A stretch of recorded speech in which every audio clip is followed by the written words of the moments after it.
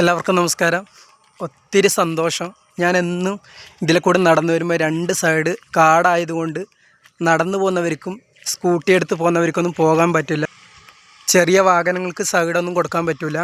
അന്നേരം ഇവിടുത്തെ വീട്ടുകാരോട് പറഞ്ഞപ്പോൾ ഇതൊന്ന് തെളിക്കണം എന്ന് പറഞ്ഞ്, അല്ലാണ്ട് കുറേ വേസ്റ്റുകൾ, കുപ്പികൾ, വീട്ടിലത്തെ എല്ലാ വേസ്റ്റുകളും കൊണ്ട് കളയുന്ന ഒരു സ്ഥലമായിട്ട് മാറി. നല്ലൊരു സ്ഥലമാണ്.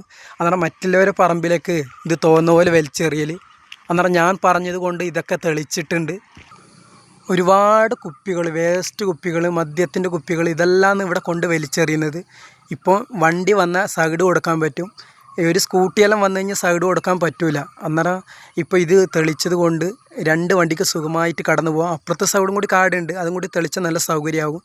അല്ലാണ്ട് ഇത് മെയിനായിട്ട് ഇത് കളയാൻ തന്നെ പറഞ്ഞത് മാലിന്യം കൊണ്ടിടുന്നതാണ്. വേസ്റ്റ് കൊണ്ടിടയില്ല, അധികം വേസ്റ്റ് കൊണ്ടിടലാണ്. എല്ലാവരും വീടുകളിൽ വേസ്റ്റ് ഇവിടെ കൊണ്ട് കളഞ്ഞിട്ട് പോകലാണ്.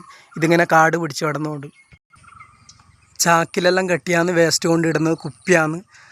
അന്നേരം നമ്മുടെ പരിസരം നമ്മളാണ് വൃത്തിയാക്കേണ്ടത്. അന്നേരം നമ്മൾ നടക്കുന്ന വഴിയാണ് അത്. നമ്മളെപ്പോഴും നല്ലൊരു വൃത്തിയായിട്ട് സൂക്ഷിക്കുകയാണെങ്കിൽ ആൾക്കാർക്ക് സഞ്ചരിക്കാനും എല്ലാവർക്കും നല്ലൊരു ഇത്. അത് മാലിന്യങ്ങൾ ഇട്ട് വെറുതെ നമ്മുടെ ഈ റോഡ് സൈഡ് ചീത്തയാക്കരുതെന്ന് പറയും. ഇപ്പോഴും മാലിന്യങ്ങൾ കൊണ്ടിടുന്നുണ്ട്. അപ്പുറത്തെ സൈഡ് ഏതോ ഹോട്ടലും മാലിന്യങ്ങൾ കൊണ്ടിടുന്നുണ്ട്. ദയവ് ചെയ്ത് അങ്ങനെയൊന്നും ചെയ്യരുത്.